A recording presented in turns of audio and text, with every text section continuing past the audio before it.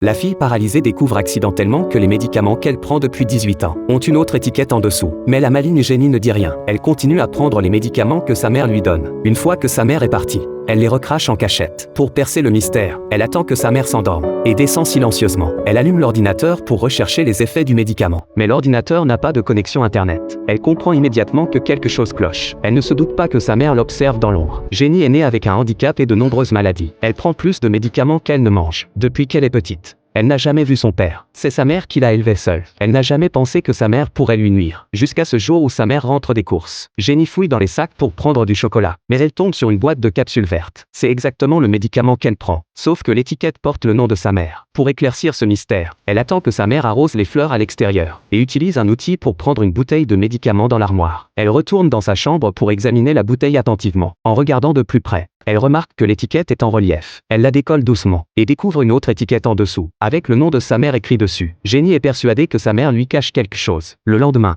elle appelle la pharmacie pour demander à quoi sert le Triaxium. Le pharmacien lui explique que c'est un médicament pour le cœur. Jenny soupire de soulagement, car elle souffre effectivement de problèmes cardiaques. Mais le pharmacien ajoute ensuite que ce médicament se présente sous forme de capsules rouges et non vertes. Jenny ressent immédiatement un mauvais pressentiment. Avant de se coucher le soir, elle dit à sa mère qu'elle voudrait aller au cinéma. Sa mère accepte sa demande. Le lendemain matin, elles partent pour le cinéma. Jenny semble préoccupée tout au long du trajet. Pendant la séance, à mi-film, elle prétend vouloir aller aux toilettes et s'échappe discrètement du cinéma. Elle se dirige vers la pharmacie la plus proche. Malheureusement, la file d'attente est longue. Elle utilise son statut de personne handicapée pour passer devant. Elle montre les capsules au pharmacien et pose des questions. La réponse du pharmacien choque Jenny. Ces capsules sont en réalité de la lidocaïne, un médicament utilisé pour détendre les muscles. Une utilisation prolongée de ce médicament peut provoquer une paralysie des jambes. En découvrant la vérité, Jenny est anéantie. Elle n'aurait jamais imaginé que sa mère puisse lui faire ça. C'est alors que sa mère arrive à la pharmacie. Voyant l'expression de Jenny, elle comprend que son secret a été découvert. Elle trouve une excuse pour faire sortir les autres clients. Ensuite,